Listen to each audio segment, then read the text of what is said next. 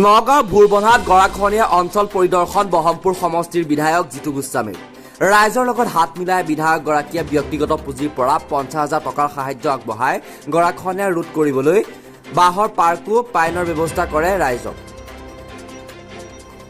বছৰ বছৰ ধৰি হৈ থকা ব্ৰহ্মপুত্ৰ খহনীয়া ৰোধ কৰি গৰাখহনীয়াৰ কবলৰ পৰা লাখোৱা ভুৰবন্ধা ভগামুখ আদি অঞ্চলৰ বান আৰু গৰাখহনীয়াৰ পৰা মুক্ত কৰাৰ আশ্বাস প্ৰদান বিধায়কগৰাকীৰ।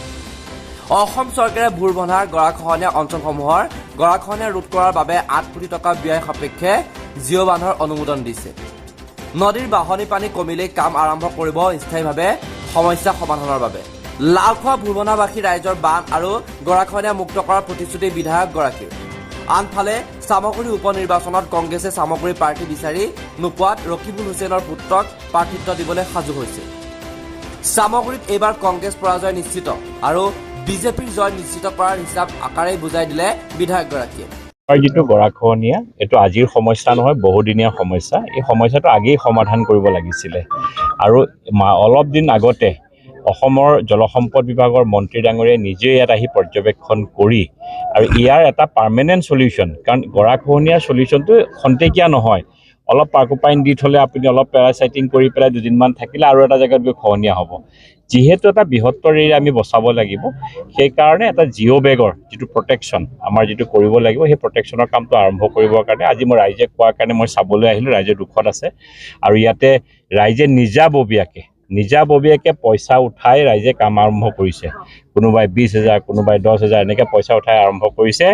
আৰু চবতকৈ ডাঙৰ কথা, ইয়াৰ বিধায়কজনে তেওঁ ৰাইজৰ লগত অকণমান কিঞ্চিতো তেওঁলোকে সহযোগো কৰা নাই, কিন্তু ৰাইজে নিজৰভাৱে কৈছে। সেইকাৰণে ময়ো ৰাইজক আজি সহযোগ কৰিছোঁ। মোৰ ব্যক্তিগত পুঁজিৰ পৰা মই 50,000 টকা তেখেতসকলক দিছোঁ যে অলপ বাঁহ চাহ কৰি ধুনীয়াকৈ কৰক। আৰু মই জলসম্পদ বিভাগৰ আমাৰ এক্সিকিউটিভ ইঞ্জিনিয়াৰ ডাঙৰীয়াৰ লগত এতিয়া কথা পাতিছোঁ। তেওঁলোকে এই বানপানীটো অকণ কমিলে এইটো কাম আৰম্ভ কৰিব। এইটো 8 কোটি টকা চেংচন হৈ আছে, কণ্ট্ৰেক্টৰ এলট হৈ আছে।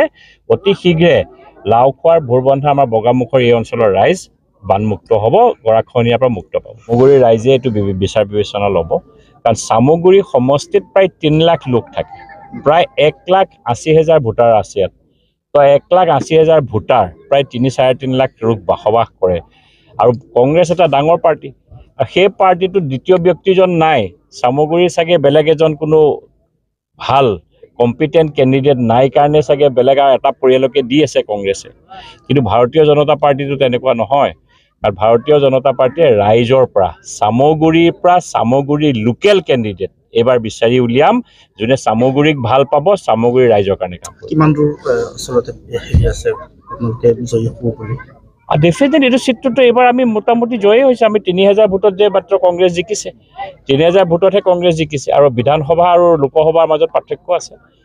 লোকসভাত বেলেগ ভোট দিয়ে আৰু বিধানসভা ভোটটো বেলেগ হয়, কাৰণে বিধানসভাত ডেফিনেটলি চেঞ্জ হ'ব। আৰু ৰাইজে নিজেই বিচাৰ কৰিব। ৰাইজে যদি একেটা পৰিয়ালৰ কবলত থাকিব বিচাৰিছে, পৰিয়ালৰ আণ্ডাৰত, তেতিয়াহ'লে এইটো ৰাইজৰ কথা। নগাঁৱৰ পৰা বিভূতি বৰাৰ ৰিপৰ্ট, চুহানা লাইভ।